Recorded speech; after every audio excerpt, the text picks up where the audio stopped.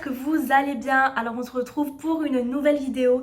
Normalement cette fois-ci j'ai tenu ma promesse. On est bien une semaine après ma première vidéo qui concernait les études d'ingénierie. D'ailleurs si vous êtes intéressé par ces études-là et que vous n'avez pas eu l'occasion de regarder ma première vidéo, je vous ai mis le lien en description. Et sinon, sans plus tarder, on va commencer la nouvelle vidéo qui est sur les entretiens pour intégrer une école. Donc cette vidéo va concerner les entretiens oraux. Alors comme vous le savez ou non, je ne sais pas, et bien pour accéder à quelques écoles, il va falloir passer par un entretien oral. Les entretiens oraux en général c'est assez stressant parce qu'on va passer devant un jury ou devant des personnes qui vont clairement nous juger sur nous, notre personnalité, notre projet professionnel, notre projet personnel, nos centres d'intérêt, etc. Et on a intérêt à gérer si on a vraiment envie d'accéder à l'école en question. Donc je vais vous donner des petits tips aujourd'hui qui vont vous permettre de réussir au mieux votre entretien oral. Alors je tiens à vous dire avant de commencer que rater un premier entretien ou un deuxième entretien, c'est tout à fait normal. Les premiers entretiens que vous allez passer, vous allez être stressé parce que vous n'avez pas l'habitude. Même si vous êtes à l'aise à l'oral ou même si c'est quelque chose que vous gérez de base, croyez-moi que franchement, un premier entretien, c'est stressant parce qu'on a tendance à vouloir tout dire, puis on prend trop de temps à parler ou bien on a tendance à vouloir ne pas trop en dire, mais en même temps du coup on parle pas assez. Enfin, c'est vraiment compliqué et moi je trouve que le plus compliqué dans un entretien oral, c'est gérer son temps. Donc c'est pour ça qu'aujourd'hui on va essayer de faire au mieux pour vous donner un maximum d'informations et un maximum de conseils pour réussir vos entretiens. Alors déjà on va commencer par une première partie. Avant votre entretien, vous devez préparer une tenue correcte. Ça c'est obligé, vous n'allez pas venir en entretien en short, c'est impossible.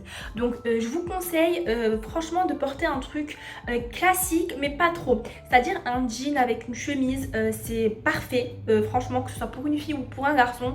Un jean ça montre que vous êtes encore étudiant, donc vous êtes encore cool, encore chill. Et puis une chemise ça montre quand même que vous êtes quelqu'un d'assez sérieux.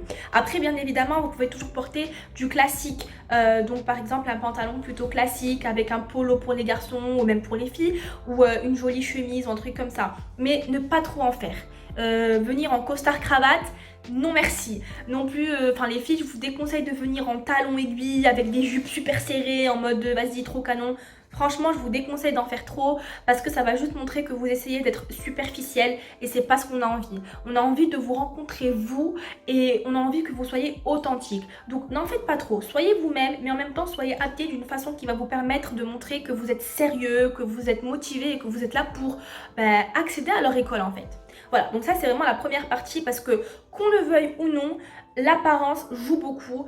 Les juges vont quand même, ça reste un jury quand même, hein, ils vont vous juger un petit peu. Hein. Donc si vous venez en short, en jean, avec des claquettes ou des tongs, c'est la même chose, on a compris, ou en talons aiguilles de 25 cm, franchement, évitez ça, venez en mode chill, cool, et puis comme ça, ils vont vous lire directement, ils vont se dire ah cette personne c'est quelqu'un de sérieux mais en même temps nice, tu vois ce que je veux te dire. Donc voilà, ça c'est super important le style vestimentaire, il faut vraiment s'habiller d'une bonne façon tout simplement. Ok, maintenant que vous avez votre style vestimentaire, que vous avez préparé votre tenue d'entretien, que vous êtes tout à fait prêt, il va falloir vous entraîner sur quelques questions qu'on revoit, qu'on voit et revoit tout le temps parce que c'est les mêmes en fait. Alors la première question à préparer pour son entretien d'embauche, c'est présentez-vous. Donc au début ils sont là, ils sont en mode présentez-vous, et là t'es en mode quoi, moi me présenter quoi, je m'appelle Rita. Donc non, c'est pas comme ça que ça se passe. Faut préparer cette question parce qu'il y a quand même du contenu à mettre dans cette question. Faut pas juste venir et dire son prénom, son âge et basta. Donc je vous conseille de dire bonjour, je m'appelle Rita, j'ai 22 ans, je suis actuellement étudiante en ingénierie à l'INSA Méditerranée de Fès en 4e année. Je suis spécialisée en génie industriel mécanique. Enfin, vous avez compris, j'ai bugué devant ma vidéo, oui en effet. C'est génial, mais vous avez compris. En gros, vous devez présenter un peu qui vous êtes, votre âge, votre parcours. Si vous avez déjà votre bac, dire que vous avez un bac français ou non, un bac marocain, bac de n'importe où, là, du monde entier. Donc un bac, telle spécialité, telle mention. Si vous n'avez pas encore votre baccalauréat, vous dites tout simplement que vous êtes en terminale, que vous avez fait telle matière de spécialité. Voilà, en gros, c'est vraiment présenter son parcours scolaire. Ça, c'est super important, c'est le premier truc qu'il faut dire. Ensuite, je vous déconseille d'aller trop dans les détails dès le début parce que du coup, les jurys n'aiment pas trop quand on parle beaucoup. Ça, c'est super important, ça vous permet de gérer votre temps et en même temps, ça va pas aller trop les faire chier. Donc, c'est pas la peine de dire dès le début, alors moi, mes qualités, c'est, mes défauts, c'est. Ça va être des questions qui vont vous poser après. Donc, faut pas non plus trop en dire. Parler de soi, donner son âge, son parcours scolaire, etc. Et puis vous pouvez rajouter une petite phrase pour expliquer pourquoi vous êtes ici aujourd'hui. Donc vous dites, si je suis ici aujourd'hui devant vous, c'est parce que j'ai envie de pouvoir poursuivre mes études au sein de votre école et de me spécialiser en tatati tatata. Point, c'est tout. Ça leur donne en fait justement une occasion de vous poser des questions sur pourquoi vous êtes là, pourquoi vous avez choisi cette école, pourquoi cette spécialité. Donc vraiment n'en faites pas trop. Voilà. Donc ça c'est la partie question.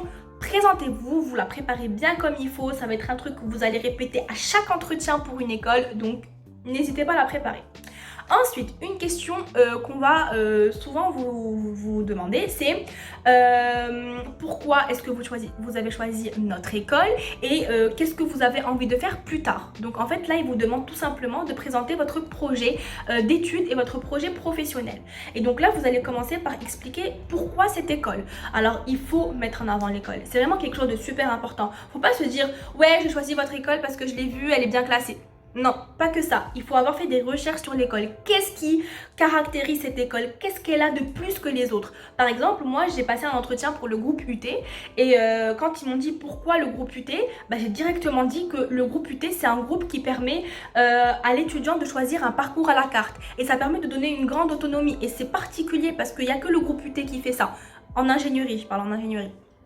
Donc c'est vraiment quelque chose que j'ai dit et qui leur a plu parce que ils se sont dit ah ouais, genre en fait elle est là pour vraiment cette école, pas que parce qu'elle nous a vu bien classés, non, genre c'est vraiment un truc qui caractérise l'école. Donc un truc qui caractérise l'école, ça peut être les études en anglais, donc si c'est une école qui fait ses études en anglais, ça peut être sa façon de former les gens, ça peut être les spécialités qu'elle propose aussi.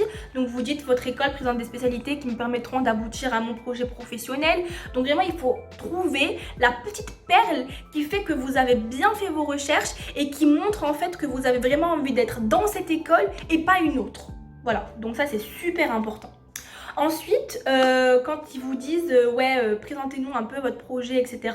Là, vous rentrez un peu dans le projet que vous avez. Donc, pourquoi cette école? En fait, c'est parce que j'ai envie de faire ingénieur génie industriel, donc pour ma part. Mais sinon, vous pouvez dire j'ai envie de faire du marketing ou j'ai envie de faire du management. Donc, vous présentez votre spécialité, la spécialité que vous avez choisie.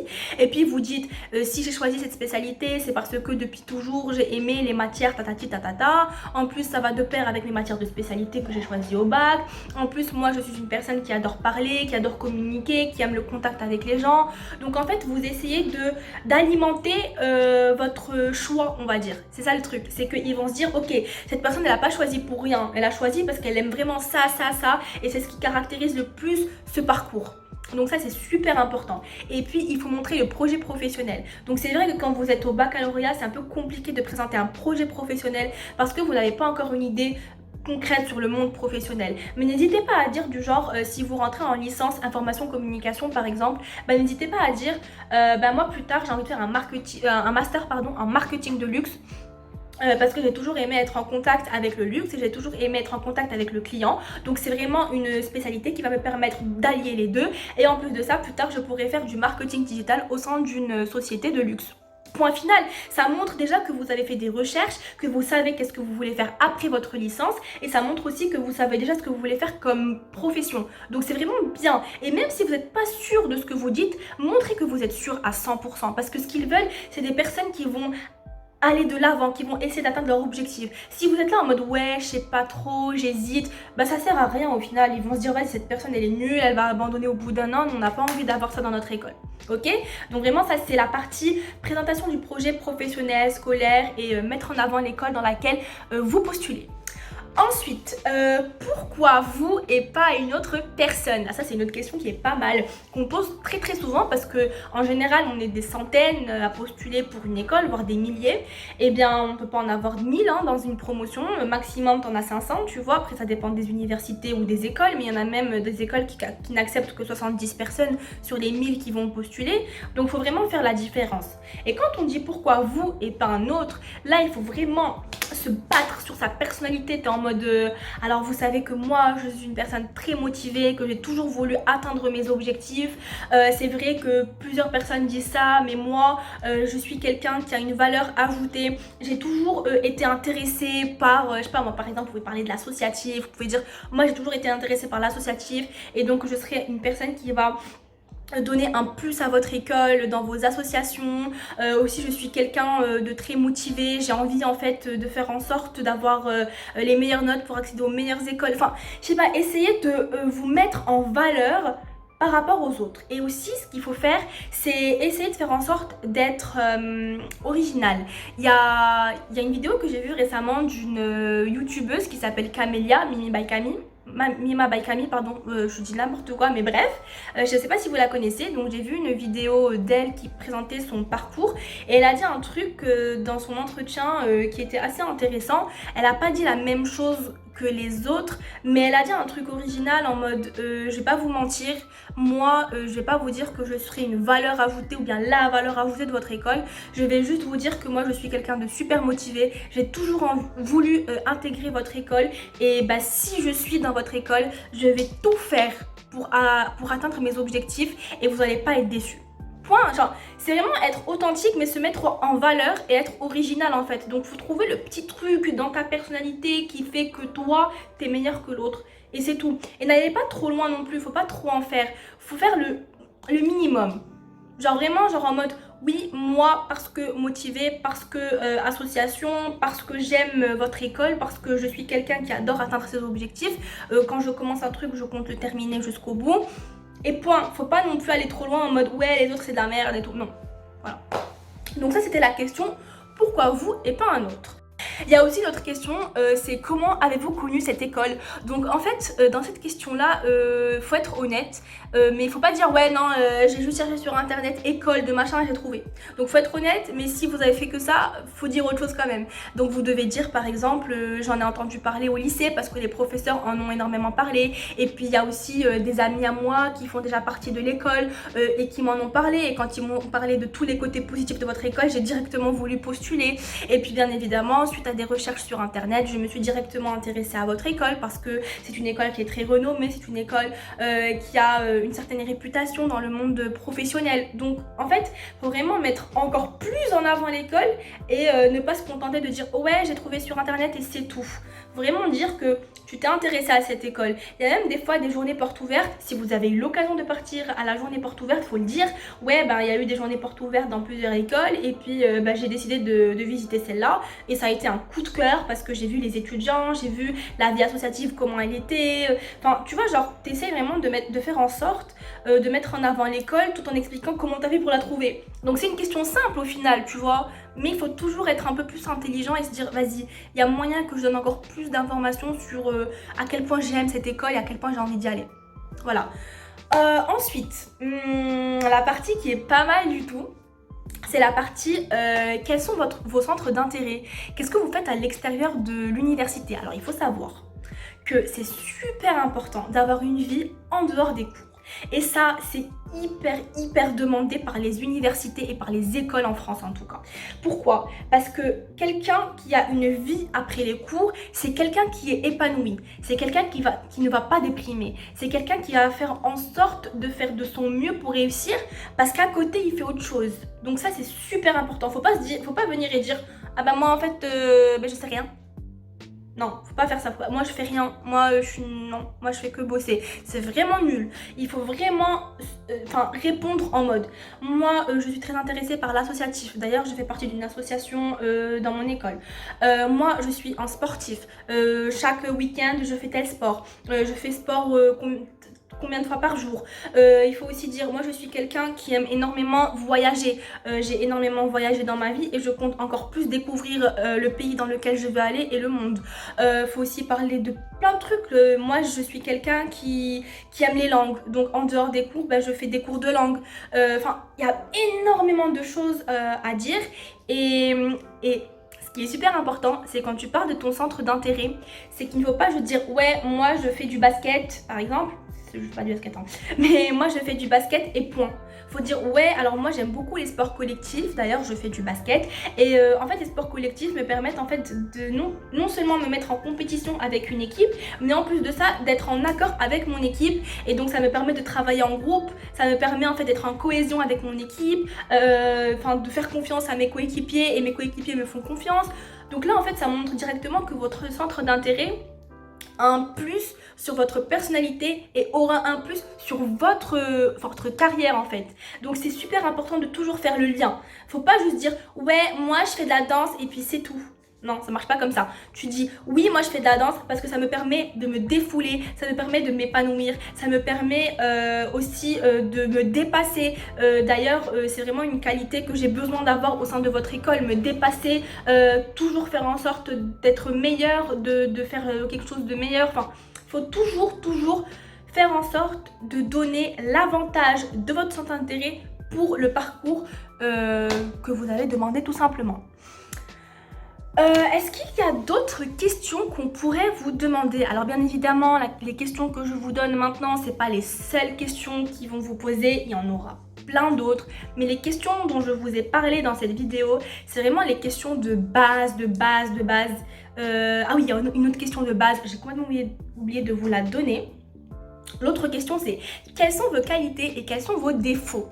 Alors là, écoutez-moi bien, il faut pas trop se mettre en avant dans cette question. Il faut être honnête parce qu'ils aiment les personnes humaines, tu vois, pas les personnes en mode narcissique et tout.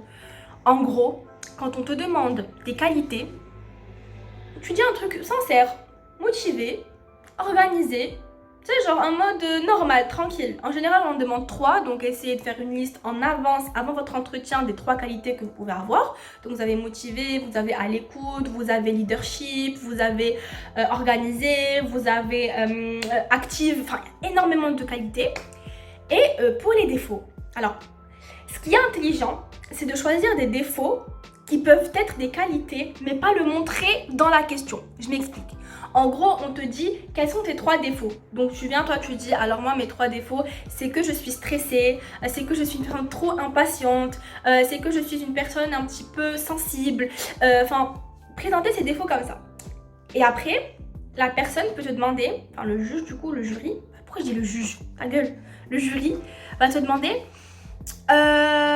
écoute, tes défauts, comment tu fais pour les surmonter dans tes études? Donc faut pas dire des trucs en mode que tu peux pas, que tu peux pas mettre en avant après quoi. Donc en fait, si tu dis ouais, moi mon défaut c'est que je m'énerve trop vite et que je commence à gueuler et tout, non, il faut bien choisir ses défauts quand même. Parce que si tu dis par exemple, moi je suis quelqu'un de stressé et après on te demande ouais mais comment tu vas faire donc dans tes études, tu dis en fait moi je stresse, oui, mais ça me permet de me dépasser, ça me permet d'être toujours à temps, ça me permet de travailler encore plus pour justement diminuer mon stress. Donc mon stress m'aide en fait au final à me dépasser. Point final, en fait, il faut toujours faire en sorte que ton défaut ait une qualité par la suite. Mais s'il ne vous demande pas, est-ce que votre défaut, en quoi votre défaut vous permet de mieux travailler, n'essayez pas non plus de vous mettre trop en avant dans vos défauts parce que du coup ça fait trop genre la personne qui a trop envie de se mettre en avant et qui a 0 défaut, qui est trop parfaite, et ça on n'en veut pas, on veut des humains, tout le monde a des défauts. Donc oui, vous pouvez dire moi je suis stressée, moi je suis machin, mais j'arrive à canaliser mon énergie quand il le faut, mais n'allez pas plus loin que ça quoi. Attendez qu'il vous pose la question, comme ça vous allez vous mettre en avant dans la question parce que c'est le but de la question. Donc voilà, moi je pense avoir fait le tour des questions. Si jamais je pense en avoir oublié, je vais tout simplement les écrire en description ou peut-être refaire une autre vidéo sur les entretiens. Mais en tout cas dans cette vidéo là je vous ai vraiment mis les questions qu'on retrouve le plus souvent.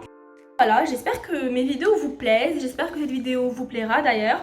Et écoutez, on se retrouve la semaine prochaine pour une autre vidéo. Mouah.